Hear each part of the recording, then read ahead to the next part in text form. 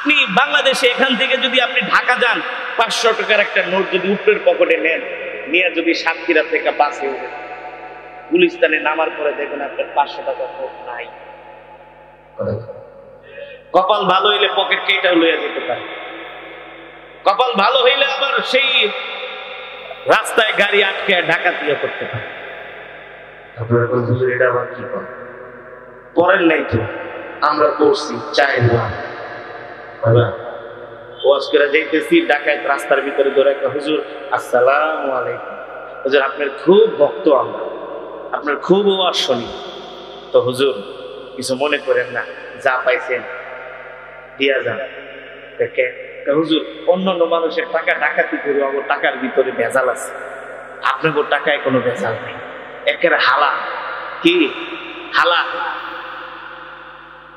বিশ্বাস করেন ডাকাতি যে সর্দার, সে আবার আমার খুব সম্মান করতেছে, হুজুর এই হুজুরে একটু যে গাড়িতে বাড়ি মারছে, রড দিয়া তো গ্লাস ভাঙ্গা ঠেঙ্গা সিটের উপরে পড়ছে, এই হুজুরে বসলে হুজুরের পা টাকাইটা দিব, এটা পরিষ্কার কর হুজুরে আরাম করে বসে। প্রায় 1.5 লক্ষ টাকার উপরে নিয়ে গেছে। কোন বক্তা আইব, কেমনে টান মারে, কেমনে সুদ দেয়, হাসায় না কান্দায়, ওয়াজ শুনতে রাজি, মাগার নামাজ পড়তে রাজি না। ঠিক না বলুন? কিন্তু মুসলমান আল্লাহর বান্দারা, আজকে আমরা নামাজ পড়তে রাজি না, কোরআন পড়তে রাজি না, আমাদেরকে দ্বীনের কাজে পাওয়া যায় না, কোরআনের মেহনতে পাওয়া যায় না।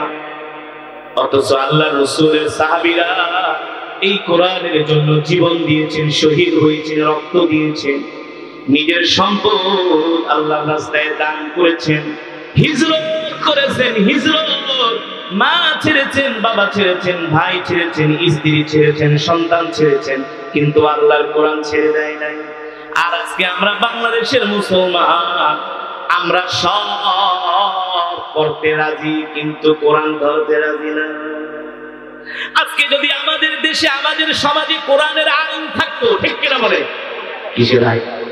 আমাদের দেশে যদি কোরআনের আইন থাকতো, সংসদ থেকে যদি কোরআনের আইন পাস হতো, তাহলে বাংলাদেশটা জান্নাতের টুকরা হয়ে যেত। চুরি চামারি দুর্নীতি থাকতো না, দুর্বল সবলের উপর অত্যাচার করতে পারতো না, ঠিক কিনা বলুন?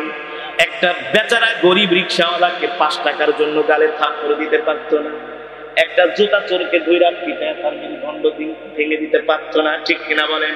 কিন্তু জুতা চোরের চেয়েও আরো বড় বড় চোরেরা এসি রুমের মধ্যে বসে কলমের খোসা দিয়ে কোটি কোটি টাকা কামাই নিতেছে, চুরি করতেছে, ঠিক কিনা বলেন? তাদের বলার কেউ নাই। বেচারা 100 টাকার জুতা চুরি করছে, রূপসা স্যান্ডেল, তারে পিটায় হাড্ডি গুড্ডি ভাঙা ফেলাইছে। কিন্তু যে এসি রুমের মধ্যে বসে কলমের খোঁজা দিয়া রাষ্ট্রের হাজার হাজার কোটি টাকা আত্মসাৎ করে, তাকে বলার মতো কেউ নাই, ঠিক কিনা বলেন? কিন্তু যদি কোরআনের আইন থাকতো, কোরআনের শাসন থাকতো, তাহলে কখনো দুর্বলের উপর অত্যাচার হতো না, কোনো মানুষ না খায়া থাকতো না, কোনো মানুষ ক্ষুধায় কষ্ট পাইতো না, কোনো মানুষ চিকিৎসার অভাবে মারা যেত না, কোনো গরিব মানুষ ঢাকার শহরের সদরঘাটে লঞ্চ টার্মিনালে না খায়া ঘুমাতো না, সেই গাবতলীর বাস টার্মিনালে না খায়া ঘুমাইতো না, ঠিক কিনা বলুন? যদি কোরআনের রাজ কায়েম হয়ে যেত, তাহলে প্রত্যেকটা মানুষের ঘরে ঘরে খাবার পৌঁছে দেওয়া হতো। বিশ্বাস করেন না? এখন দেখবেন আমাদের দেশের অনেক অফিসারদেরকে যদি বলা হয় আপনারা জনগণের এটা করেন সেটা করেন, ধমক দেখে আমরা কি তাদের বাড়িতে যাই নিরাপত্তা দিব নাকি? আমরা কি তাদের বাড়িতে যাই খাবার দিয়াবো নাকি? অথচ মুসলমানদের খলিফা, আমিরুল মুমিনিন, খলিফাতুল মুসলিমিন হযরত ওমর ফারুক, নাম কি? ওমরে কোরআনের আইন প্রতিষ্ঠা হলে কি সুবিধা হয় দেখেন। এই যে বর্তমানে পৃথিবীর একটা মাত্র রাষ্ট্র যাদেরকে নিয়ে আমরা অহংকার করি, গর্ব করি, নাম কি? আমেরিকা, হ্যাঁ? আফগানিস্তান, আমরা আফগানের মোল্লাদেরকে নিয়ে গর্ব করি, ঠিক কিনা বলে? ওই দিন দেখলাম আফগান সেনাবাহিনীর একজন জেনারেল, মেজর জেনারেল, তিনি আটার বস্তা মাথায় করে মানুষের ঘরে ঘরে পৌঁছে দিয়েছে। মাথায় আটার বস্তা আর হাতে হলো তেলের কন্টেনার। মানুষের ঘরে ঘরে পৌঁছে দিচ্ছেন খাবার। আপনি বাংলাদেশে এখান থেকে যদি আপনি ঢাকা যান, 500 টাকার একটা নোট যদি উপরের পকেটে নেন, নিয়ে যদি সাতক্ষীরা থেকে বাসে উঠেন, গুলিস্তানে নামার পরে দেখুন আপনার 500 টাকার নোট নাই। কপাল ভালো হইলে পকেট কেটে লইয়া যেতে পারে, কপাল ভালো হইলে আবার সেই রাস্তায় গাড়ি আটকে ডাকাতিয়া করতে পারে। আপনারা এটা আবার কি পড়েন নাই তো? আমরা পড়ছি, চাইলাম ওয়াজ করে যাইতেছি, ডাকাত রাস্তার ভিতরে ধরে, হুজুর আসসালামু আলাইকুম, হুজুর আপনার খুব ভক্ত আমরা, আপনার খুব ওয়াজ শুনি, তো হুজুর কিছু মনে করেন না, যা পাইছেন দিয়া যান। দেখে হুজুর অন্যান্য মানুষের টাকা ডাকাতি করে আমার টাকার ভিতরে ভেজাল আছে, আপনার টাকায় কোনো ভেজাল নেই, একের হালা। কি হালা? বিশ্বাস করেন ডাকাতি যে সর্দার, সে আবার আমার খুব সম্মান করতেছে। হুজুর এই হুজুরে একটু গাড়িতে বাড়ি মারছে, রড দিয়া তো গ্লাস ভাঙ্গা ঠেঙ্গা সিটের উপরে পড়ছে, এই হুজুরে বসলে হুজুরের পা টাকাইটা দিব, এটা পরিষ্কার কর পরিষ্কার কর। হুজুরে আরাম করে বসে, প্রায় 1.5 লক্ষ টাকার উপরে নিয়ে গেছে। বললাম ভাই 40,000 টাকা দেন, আগামীকাল মাদ্রাসায় ছাত্রদের চাউল কিন্তু। হুজুর ডাকাতির ইতিহাসে এই পর্যন্ত কাউরে 2 টাকা দেয়নি, তো আপনারা 2,000 টাকা দিলাম তেল আর গ্যাস কেনার লেগে, নাস্তা খাওয়া, দোয়া করেন, আপনারা তো প্রতিদিন কামান। আমাকে ভাই আমার কিন্তু এই মতো 4 বার ধরছে। বাবা বাস্তব নাকি অবাস্তব? আফগানিস্তানে আপনি 1 কোটি টাকা নিয়েও যদি রাত্রবেলা বের হন, কোন ডাকাইত দূরের কথা, কোন শয়তান আপনার দিকে ফিরে থাকা। কারণ ডাকাত জানে এদেশে কোরআনের আইন আছে, এখন ডাকাতি করব, সকালবেলা আদালতে উঠে আমার হাত কেটে দেওয়া হবে। ঠিক কিনা মুসলমান? সঠিক নাকি বেঠিক? এই যে আফগানিস্তানে বর্তমানে আমরা যে রুটি খাই না, রুটি পরোটা তন্দুরি, আমাদের দেশে তো মনে করেন পিস হিসাবে বিক্রি করে, তো আফগানিস্তানে এখন রুটি কেজি মাপে বিক্রি হয়, কেজি দিয়া মাপে। বলতে পারেন হুজুর রুটি আবার কেজি দিয়া মাপে কেন? কারণ হলো সব রুটির সাইজ তো এক না, কোনোটা বড় কোনোটা, দাম কিন্তু নিতেছে, কথা বলে না, দাম নিতেছে এক, কিন্তু কোনোটাই বেশি কোনোটাই কম। আপনি ঠকছেন, ওরা কিন্তু ঠিকই জিততেছে। এই কারণে আফগানিস্তানের কোরআনের আইন থাকার কারণে তারা ফরমান জারি করছে, রুটি বিক্রি হবে কেজি দরে, বিরিয়ানি বিক্রি হবে কেজি দরে, তাহলে মানুষের ঠকানোর সম্ভাবনা নাই। মুসলমান, এটা তো সাধারণ একটা উদাহরণ। এবার আসেন, যদি কোরআনের রাজ কায়েম হয়ে যেত, তাহলে মানুষ রাত্রবেলা ঘুমাইতো, কেউ গরু চুরি করার সাহস পাইত, ডাকাতি করার সাহস পেত না, কোন মানুষ না খেয়ে ঘুমাতো না, প্রত্যেকটা মানুষের জানের মালের ইজ্জতের নিরাপত্তা দিত সরকার প্রধান। ঠিক কিনা বলেন?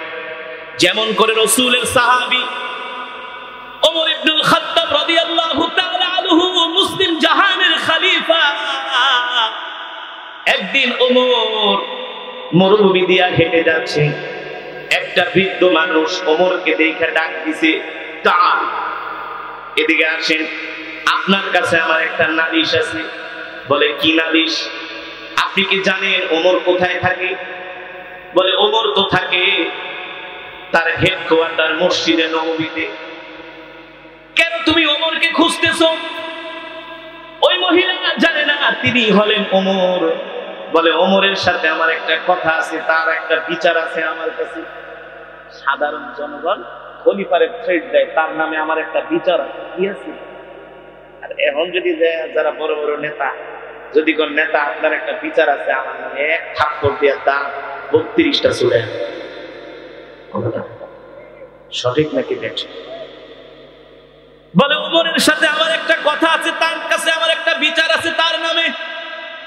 মহিলা ধমক দিয়া বলতেছে, আমি যদি ওমরকে পাইতাম তাহলে আমি ওমরকে বিচার করতাম। ওমর মুস্কি হাসি দিয়া বলে, আপনি বলেন কি অভিযোগ? ওমরের নামে এত ক্ষোভ কেন ওমরের উপরে? বলে শোনো, আমি 2 দিন পর্যন্ত আমার চুলায় আগুন জ্বলে না, ওমর আমার খলিফা, তার দায়িত্ব কি? তার দায়িত্ব হলো আমার ঘরে খাবার পৌঁছে দেওয়া। আল্লাহু আকবার। খলিফাকে ধমক দিতেছে, আমার চুলায় আগুন জ্বলে না। ওমরের দায়িত্ব কি? ওমরের দায়িত্ব হলো আমার ঘরে এসে খাবার পৌঁছে দেওয়া। এই কথা শোনা মাত্র ওমর আর দেরি করেন নাই, বলে মা, ও মা, আমাকে কিছু সময় দেন, আমি আসতেছি, আপনি দাঁড়ান। এই কথা বলে ওমর আর দেরি করলেন না, দৌড়াইয়া চলে গেলেন। যায়া বাইতুল মালের প্রহরীকে ডাক দিলেন, এই প্রহরী, তাড়াতাড়ি বাইতুল মালের গেট খুলে দাও। গেট খুলে দেওয়া হলো। হযরত ওমর আটার বস্তা মাথায় নিয়ে আবার মরুভূমির দিকে দৌড় শুরু করছেন। দৌড়াতে দৌড়াতে ওই বৃদ্ধ মহিলার কুঠুরির কাছে গেলেন। আটার বস্তা মাথা থেকে নামিয়ে ওমর নিজের হাতে রুটি বানাচ্ছেন। বৃদ্ধ মহিলা কাজ করতে পারে না, হাত কাঁপায়, শরীর দুর্বল। ওমর নিজের হাতে রুটি বানিয়ে, নিজে রুটি ছেঁকে, নিজে তরকারি রান্না করে ওই মহিলাকে খাওয়ায় তার ঘরের কাজগুলো করে দিয়ে আসলেন। এটা কিন্তু আবার মনে করেন না ওই যে বাচ্চার সন্তানের ঘটনা, আর একটা ঘটনা ইতিহাসের মধ্যে এসছে। হযরত ওমর ইবনুল খাত্তাব রাদিয়াল্লাহু তাআলা আনহুর জীবনীর মধ্যে এসছে, হযরত ওমর নিজের হাত দিয়ে রুটি বানায় মহিলাকে খাওয়ায়, আরো কিছু অর্থ দিয়ে আসলেন। আর বললেন, শোনেন মা, আপনি আগামীকাল সকালে ওই জায়গায় যাবেন, সেখানে আপনি খলিফাকে পাবেন। আল্লাহু আকবার। মহিলা যখন সকাল হলো, হযরত ওমর রাষ্ট্রীয় কাজকর্ম সম্পাদন করতেছে, আর ওই মহিলা হযরত ওমরের সাথে দেখা করার জন্য মসজিদে নববীর কাছে গেলেন। জিজ্ঞেস করলেন, আইনা ওমর ইবনুল খাত্তাব? তোমরা কি ওমর ইবনুল খাত্তাব কোথায় আছে জানো নাকি? তোমরা কি ওমরকে চিনো নাকি? কেন কেন? বলে, আমি ওমরের নামে একটা নালিশ দেওয়ার জন্য আসছি। কি নালিশ? আমি আমার চুলায় 2 দিন পর্যন্ত আগুন জ্বলে না, ওমর আমার খোঁজ খবর নেয় নাই, কিন্তু গতকাল রাত্রে একজন অপরিচিত লোক আমার বাসায় আটার বস্তা দিয়ে আসছে, কিন্তু আমি তো চেয়েছিলাম ওমর আমার খাবার আমার ঘরে পৌঁছে দিবে। ওমরের নামে আমার একটা নালিশ করার জন্য আসছি। মদিনার লোকগুলো ডাক দিয়া বলে, বৃদ্ধ মহিলা, তুমি যদি ওমরের সাথে দেখা করতে চাও, আসো আমার সাথে। হযরত ওমরের রাজ দরবারে নিয়ে গেলেন। মসজিদে নববীর সিঁড়ির মধ্যে বসে হযরত ওমর জনগণকে খাবারগুলো বন্টন করে দিচ্ছেন। আর ওই মহিলা হযরত ওমরের চেহারার দিকে তাকায় অবাক হয়ে গেছে। এই লোকটাই তো গতকাল রাত্রে আমাকে আটার বস্তা আমার ঘরে পৌঁছায় দিয়েছে। তার নিজের হাত দিয়ে আমাকে রুটি বানিয়ে দিয়ে আসছে। এখন মদিনার জনগণকে জিজ্ঞেস করে, এটাই কি সত্যি? ওমর বলে, হ্যাঁ, এটাই ওমর, ইনি ওমর, ইনি আমাদের খলিফা। ওই মহিলা দৌড়ে যায় হযরত ওমরের সামনে দাঁড়ালেন। আর ওই ওমর মহিলাকে দেখে 2 হাত তুলে বলে, মা, আপনি আমাকে ক্ষমা করে দিন, আমি আপনার ঘরে খাবার পৌঁছে দিতে পারি না, আমি জানতাম না। আমি সব মানুষের খবর নিতে নিতে আমি ক্লান্ত হয়ে গিয়েছিলাম, আপনার বাড়িতেও আমি যেতাম, কিন্তু একটু দেরি হয়ে গেছি, আপনি আমাকে ক্ষমা করে দিন। কাল হাসরের ময়দানে আল্লাহর আদালতে ওমরের নামে